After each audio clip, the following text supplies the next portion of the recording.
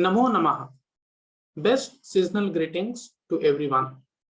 I thank Vivekanand Prabodhini and Dr. Joshi for providing me this opportunity to present my thoughts on ancient Indian medical science and its relationship with ancient Indian behavioral psychology. Let me introduce myself. My name is Rahul Altekar. By education background, I'm an engineer with post-graduation in management and completed my PhD in management as well. Out of interest, I have later pursued my MA in Sanskrit, completed my PhD in Ashtanga. Again, in third attempt, I completed my PhD in the current topic, that is Ayurveda and Kamashastra. This topic is very interesting, and I believe all we will enjoy these particular discussions.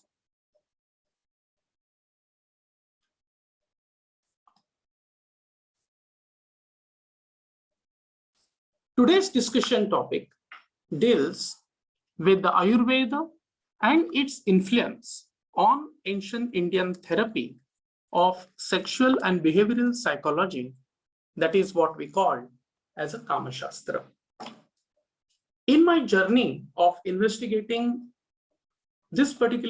both these sciences through Sanskrit literature, I failed to focus on the most misconstrued ancient Indian social science, that is Kamashastra. The science is misinterpreted today as less than pornography or the text that deals with postures of copulation. The essence of social science and the eugenics is completely found ignored. It is much essential to present the pure and the real form of this discipline to the society. Today, we will be briefly discussing the overview of Ayurveda and Kamashastra and the critical interrelationship between these two sciences.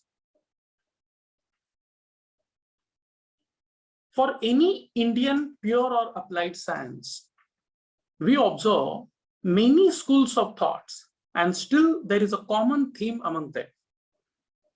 It can be referred as an interdisciplinary learning approach. In this process, the methods and language from one or more academic discipline is applied to examine a theme, issue, question, problem, topic, or experience of other disciplines. These methods help to create connections between discrete disciplines such as mathematics with Vastusshastra, social studies with history, or in this case, medicinal science with behavioral therapy and art. We will discover today the common understanding between Kamashastra and Ayurveda.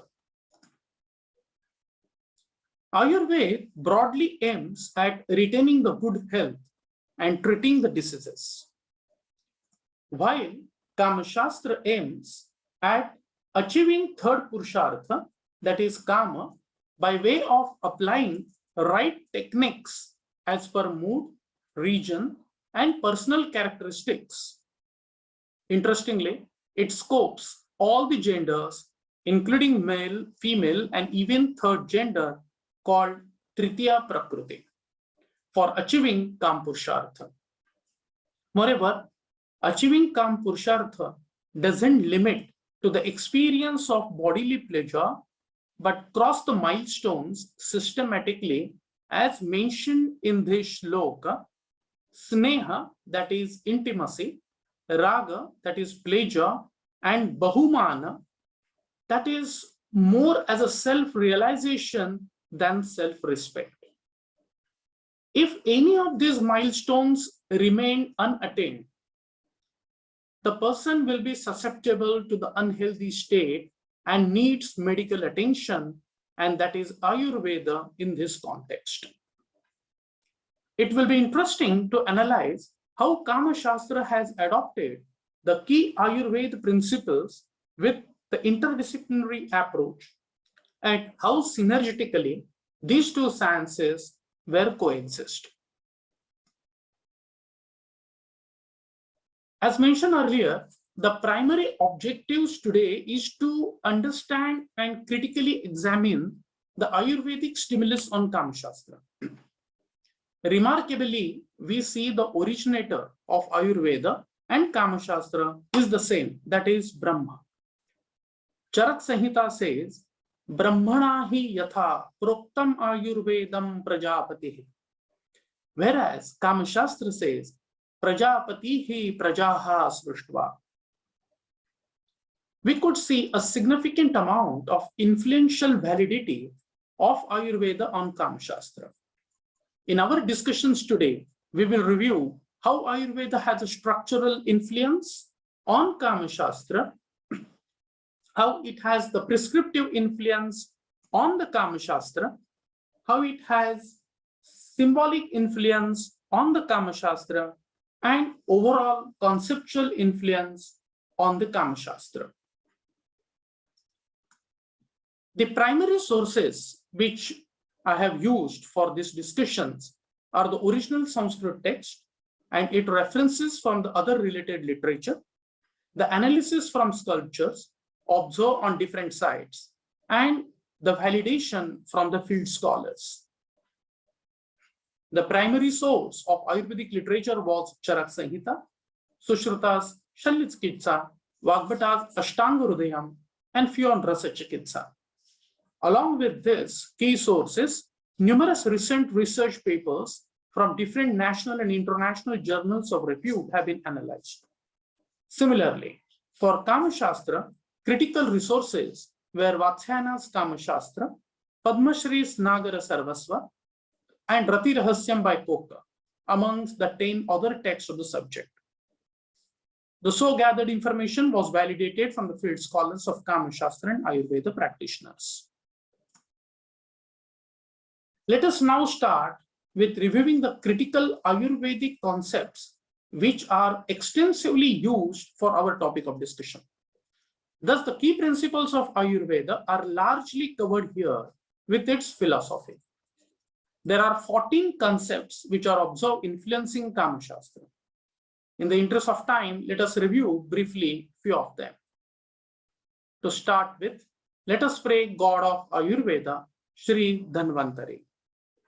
Om Namo Bhagavate Mahasudarshana Vasudevaya Dhanvantaraya Amruta Kalashahastaya Sakala Bhaya Vinashaya Sarvaroga Nivaranaya Trilokapataye Trilokanidhaye Om Shri Mahavishnu Swarupa Shri Dhanvantari Swarupa Om Shri Aushadha Chakra Narayanaya Namaha.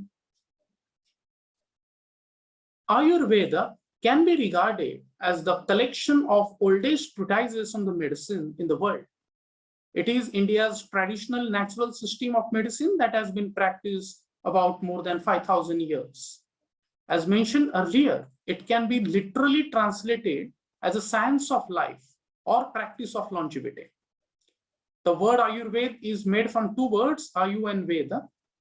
Of course, Ayu doesn't only mean the life, instead it means the union of Sharira, Indriya and Sattva, that is the body, sense organs and the mind. And of course, the Atma, that is the soul. Thus, Ayurveda has two aims. One is to protect and promote the health, and the other is to cure from diseases. It uses the inherent principles of nature to help maintain health in a person by keeping the individual's body, mind, and spirit in a perfect equilibrium with nature. It emphasizes prevention of disease, rejuvenation of body system, and extension of lifespan. The profound premise and the promise of Ayurveda is that through the certain practices, not only can human prevent the disease, but can also better understand self and the world and live a long, healthy life in a balance and harmony, achieving fullest potential and express true inner nature daily. Thus, Ayurveda provides an integrated approach, that is a mind and body, for preventing and treating illness through lifestyle interventions and natural therapies. In fact, it is one of the most renowned traditional systems of medicine that has survived and flourished from ages till date. It has enormous knowledge of nature-based medicine and relationship with the human body constitution and function to nature, the elements of the universe. Ayurveda believes that all these variables act in a coordinated and effective way for the living beings. Now let us review core Ayurveda principles which are relevant for this discussions here. Ayurveda believes that the entire universe is composed of 5 elements, right? That's air, water, space or ether, earth, and fire. These 5 elements are referred to as a Panchamahabhuta in Ayurveda and are believed to form these 3 basic humors of human body in varying combination. And these humors are Vata, Pitta, and Kapha dosha, which is collectively called as a Tridosha. And they control the basic physiological function of the body along with the 5 sub-doshas, which is of each principle of dosha. Ayurveda believes that the human body consists of Saptadhatu as well, which is, of course, the Rasa, Rakta, Meda, Asthi, Majja, Mausa, Shukra, and the 3 Mala, that is the waste products of the body. There is a Purusha, Mutra, Sveda, etc. The concept of equilibrium, which is based on this particular idea, is very widely used in preventing the diseases as well as managing the health in Ayurveda.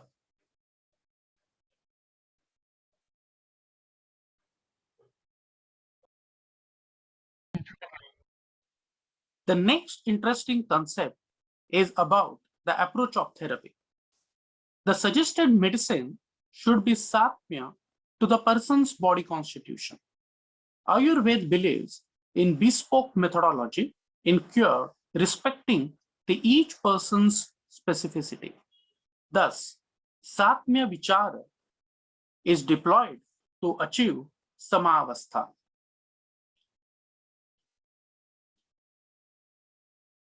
Ayurveda has its own theory of anatomy and physiology. The key aspects include Tridosha, as we have discussed, Paramanu, Saptadhatu, and suggested physiological principles around various reflexes. We find a close relationship mentioned between these natural urges and health of person. Moving on, the next interesting topic, that is the concept of healthy lifestyle, what we call as Swastha Vritta in Ayurveda. It has very significant concept of behavioral Trisutri called Ahara, Nidra, Maithuna. Broadly, it links to the recommended lifestyle and ensures the health. Please note here the concept of avoidance of excessive utilization, non-utilization, and wrong utilization of the sense organs as well as the mind. Chikitsa, that's the next concept, is defined as a process in which the vitiated dosha are brought to normal state and their equilibrium state will be maintained. It is classified on different bases like Dvividha, Trividha, Chaturvidha, etc. Among these, Trividha is given much importance. The method of treatment in Ayurveda has been classified into 3 categories by Charak Samhita. Something called as a divine therapy, rational therapy, and psychotherapy. As mentioned earlier, Ayurvedic therapy is aimed at bringing the Samavastha state back. From the research, it is found that the rational and psychotherapy of Ayurveda are primarily influenced in the nature of Kamashastra theory.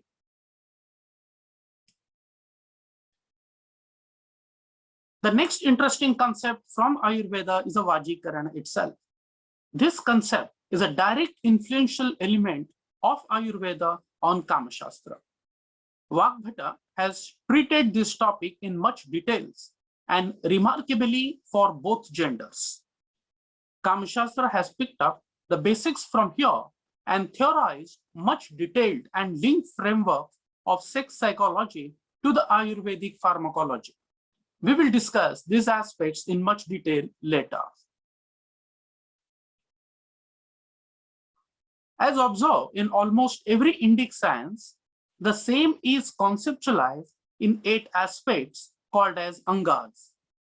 Ayurveda is also divided in 8 branches or specialized wings of treatment consideration. What is that called as Ashtanga Ayurveda? Based on this idea, Ashtanga Kamashastra is also conceptualized. We have briefly discussed the very critical concepts of Ayurveda so far.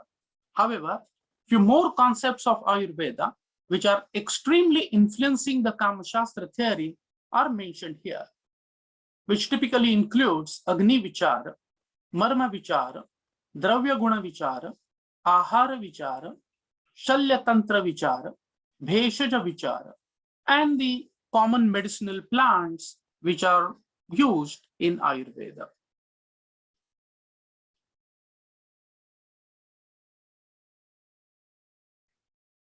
Let us now move on to the Kamashastra theory. Kamashastra is considered as one of the sacred sciences of Hindu tradition. It talks about the social behavioral aspects of human with special reference to sexology. The erotic reference can be found in ancient literature as old as Rigveda, that is the Yama and Yami Samvada appearing in Mandal 10, or very bold description of Lopamudra in Mandal 8, prove that Rigvedic seers were not shy about talking erotica. In fact, considered it as a holy ritual. Similarly, Atharva Vedic seers never considered sex as a vulgar. Brahma considered being the first who composed a text of 1 lakh chapters dealing with the guidelines of lifestyles of the people. That's the origination of Kamashastra. Later, Nandi segregated 1,000 chapters from it and compiled the text called Kamashastra formally. Shvetaketu further divided it into smaller versions of 500 chapters. Later, Babhravya compiled it into 7 books containing 50 chapters.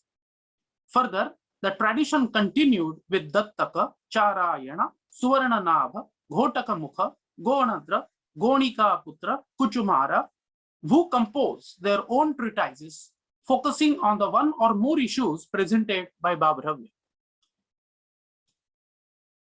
From the later literature perspective, we can see Vatsyayana period, Kokko period, and Padmashri period until 13th century AD, where Kamashastra concepts were flourished and practiced in this country. We have a list of Kamashastra treatises available today, and the finest is the Kama Sutram by Vatsyayana, who flourished around 300 AD. His work is considered as the first text in the world on the subject with integrated approach on psychology, physiology, and sexology. It contains total 7 sections arranged in 64 chapters with 1,250 verses. We find very lucid and detailed description of all the issues pertaining to the matured and cultured lifestyles focusing on male-female relationships. Typically, it includes discussions on the history of Kamashastra, objectives of life, importance of education and social life, guidance on partner selection, critical role of women in society and home, aspects of connubial relationships, nature of females, duties and expectations of wives, extramarital relationships, prostitution and guidelines, typicality and inclusivity of LGBT community, sexual power increase, and use of instruments and medicines, along with guidelines for successful and fruitful life. Then comes Kokaka, who provided very lucid and contemporary text of his time, detailing different copulation arts and methods. Later, Padma Shri composed a focus text called Nagara Sarvasva, which can be referred as a modern text on erotica. We find a very good human anatomy descriptions and recommendations of corresponding sexual practices. Unfortunately, in last 800 years, it is misinterpreted, and today it is either related to the less than pornography or text on sexual positions. Let us now review what is Kamashastra is all about.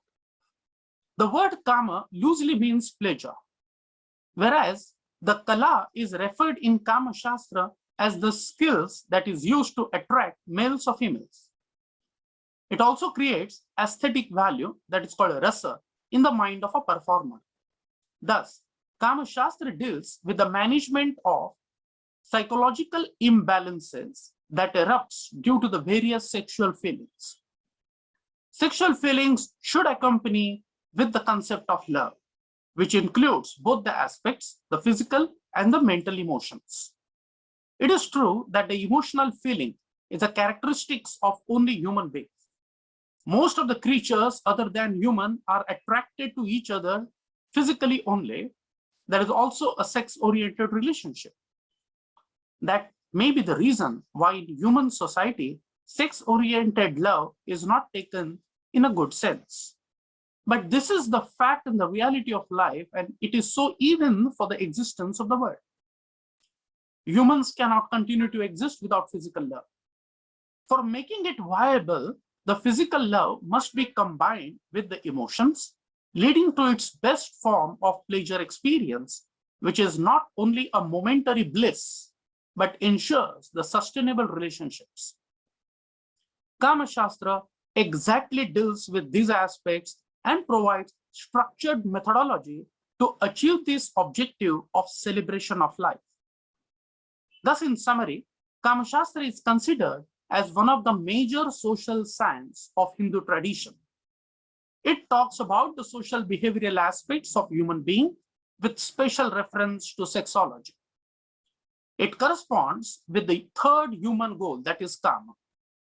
The key theme behind the Kamashastra is to guide and provide with the prescriptions for the happy and sustained married life. The entire approach is based on scientific medical principles and clearly enriched with some prophylactic and therapeutic sense. This interpretation helps us in understanding the meaning of Kamashastra in Ayurveda perspective. In fact, compelling us to think that Kamashastra is an extension of Ayurveda. This will also help clearing a common confusion about Kamashastra, that it is not something that deals with the sexual postures only or classified pornography. Let us now review the relationship between these two sciences.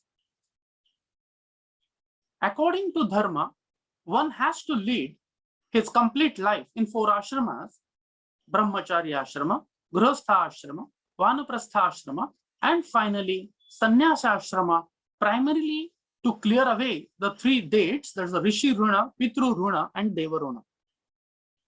Manusmriti mentions that he who seeks the moksha without fulfilling his duties in the first 3 ashramas will sink low in the damnation. Thus, we find 4 sciences, namely Dharma, Artha, Kama, and Yoga, is helping to achieve this by appropriate tools of intellect, body, mind, and soul. Thus, Kamashastra finds its position as a mind management science with the primal objective to clear away Pitru Runa by begetting sons in accordance with the norms laid down in Dharmashastra. As we discussed, Ayurveda means science of life, with the first objective is to maintain the health, that's the body, and the happiness, that's the mind, while the next is to manage and restore the status of health and productive state of the mind. Swasthasya swastha rakshanam aturasya vikara prashamanam. Ayurveda works with a holistic approach and conceptually intersects with the Kamashastra as seen in the diagram. Moving ahead, let's now review briefly different areas of Ayurvedic influence on Kamashastra. From literature perspective, it is interesting to analyze how Ayurveda and Kamashastra exhibit structural similarities. Let's see the glimpse of some of the examples here.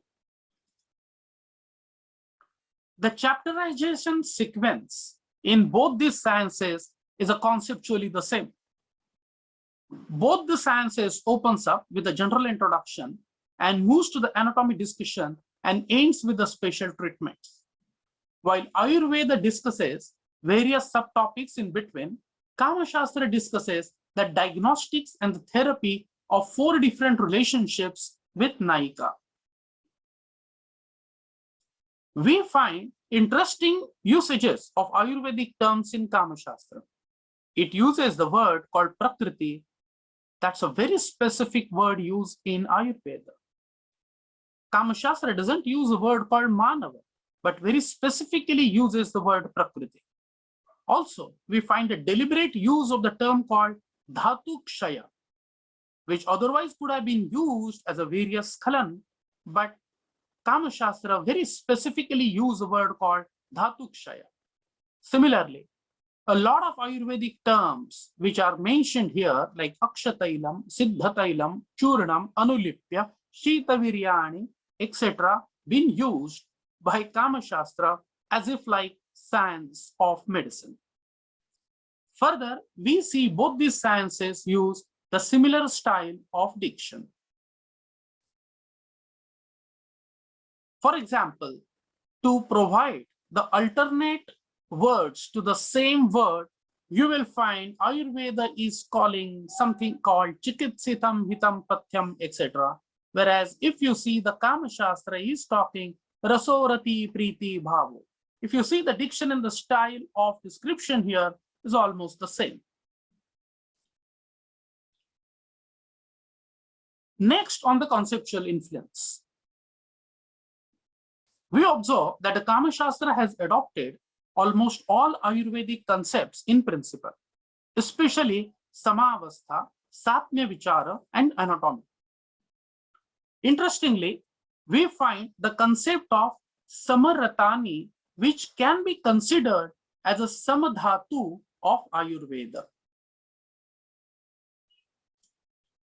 Like the Trisutri concept of Ayurveda, Kamashastra provides a detailed framework of therapy that ensures elimination of the conflicts between the partners, adultery, unmatured urge by structured approach of partner selection, routine guidelines, and end-to-end copulation process.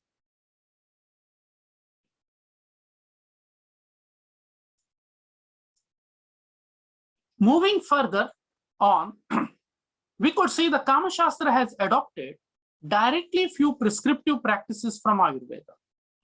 These are primarily discussed under the topics of hygiene, daily routines, medicines, consumption, and behavioral preferences. Related to food consumption, Kamashastra puts up restrictions on the consumption of salty and acrid dominant food for the first 3 days after marriage. And this is exactly as per the Charak Samhita and Sushruta Samhita. Very interestingly, you could find a word here called Brahmacharyam Kshara Lavana is the use word by, this words used by Kamashastra, whereas you will find Sushruta Samhita Gudaha Sakshara Madhuro. There are ample examples which we could see between these two sciences proving the fact.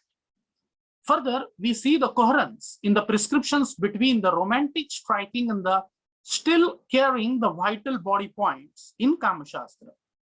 Similarly, consumption of betel leaves, usages of fragrances, and significance of regional taste and the provisional preferences been observed exactly same like what Ayurveda prescribes. We can conclude here, Ayurveda tells us how to ensure 100 years of life longevity, and Kamashastra tells us what to do in those 100 years. Let us now discuss the symbolization between these two sciences. In the interest of time, we will discuss two symbolic models here. Even before going there, let's observe the language of both these sciences. Symbolically, Ayurveda assumes a role of a romantic classical literature, and Kamashastra assumes the role of a medical science at many places. Look at this particular language of Vagbhata's Ayurveda, that is Ashtanga Hridayam. Namapi yasya hridayotsavaya yam pashyatri trupti napta purva sarvendriya karshana pasha bhuta kantanuvritti vrata dikshitaya. If you take a loose meaning of this particular verse, it says that it's a feeling of hearty celebration just by remembering her name. Urge of looking at her can never be alleviated. She is as if an enticing all senses and organs, and she has taken an oath of behaving as per her beloved's moods and temperament. Ayurveda says she is the real medicine for all diseases of man. And now look at what the Kamashastra talks about. Deshasatmya cha yoshita upachare. Look at the word called upachare. It could have been any other word which Kamashastra could have used, but it has selected a word called upachare, which gives a meaning and leading towards the chikitsa.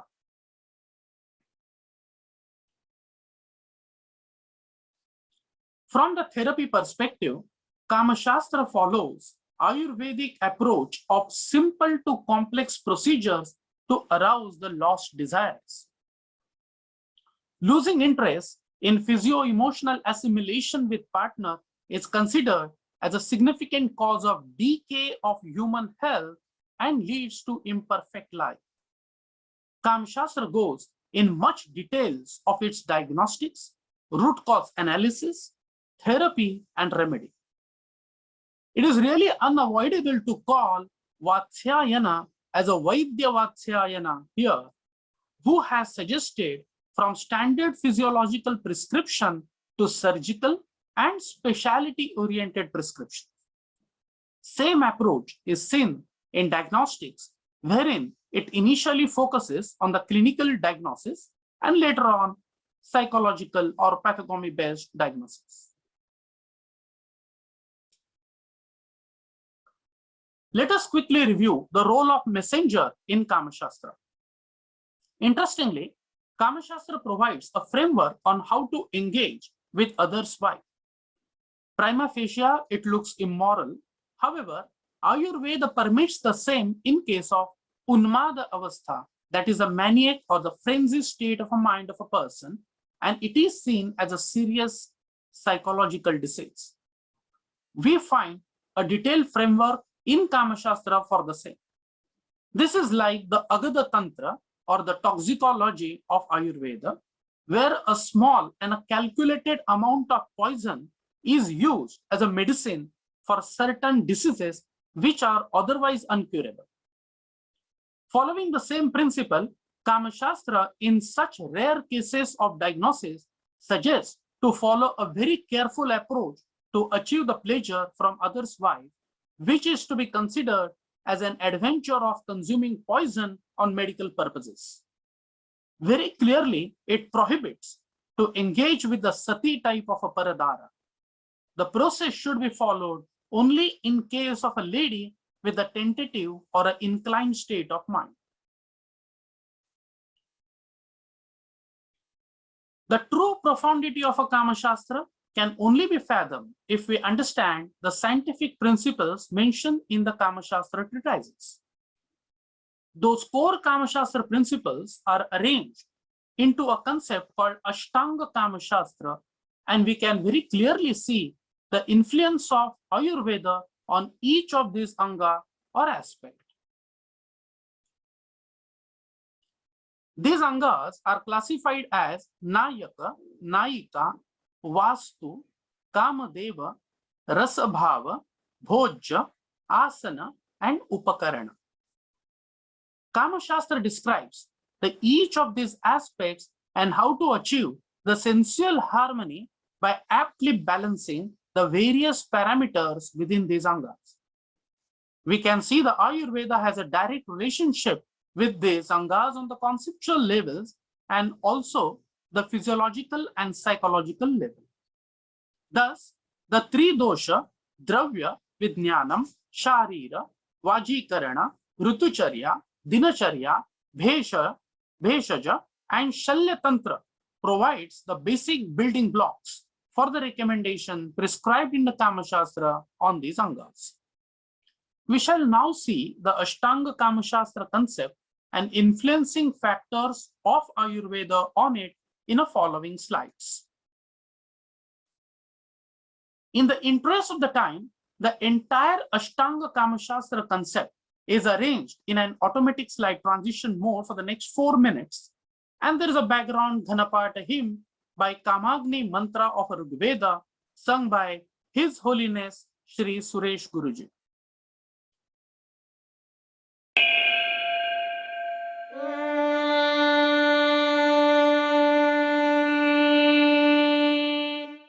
Asya matang kama magneta bodhi Asya marayam rayavasuviram Asya mavaja mabhivadayan Tosya madhyam namajaradaran Asya matantamasya masya matangkamangka mantamasya masya matangkamam Tangka mangka mantan tangka magne gne ka mantan tangka magne kama magne gne ka mangka magne tava tava agne ka mangka magne tava agne tava tava agne gne tavotyu Voti tava agne gne tavoti Tavotyu Voti tavatavoti Asya masya moti tavatavoti Asya ma Voti Asya masya motyu Voti Asya marayam rayam asya motyu Voti Asya marayam rayam asya marayam rayam asya marayam rayavaha rayam rayavasuviram rayam rayavasuviram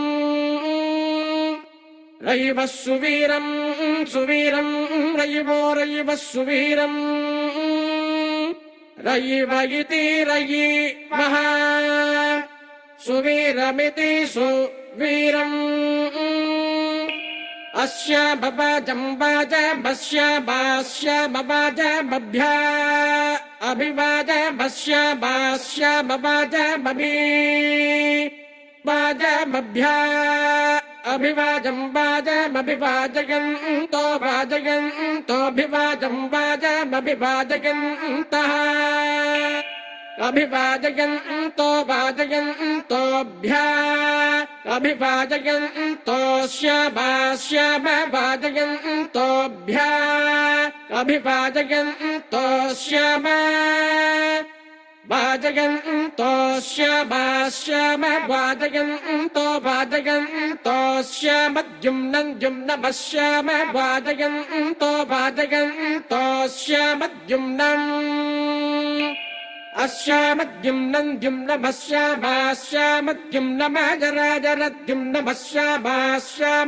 namajara Jumna majara jarat jumnan jumna majara jara majara majarat jumnan jumna majara jaram ajara jara majara majara jara jaran te te jara majara jara jaran te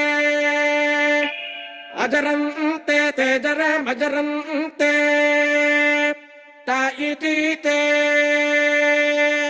hari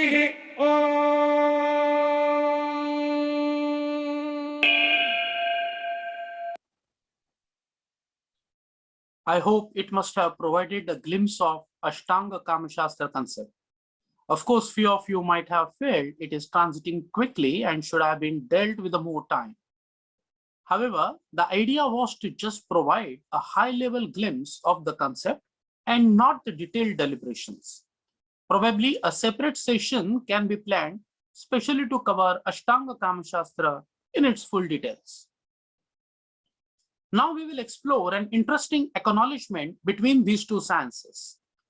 Kamashastra categorically says that Ayurveda must be referred for more advanced techniques to get better effect of treatment and remedy for the sexual disorders.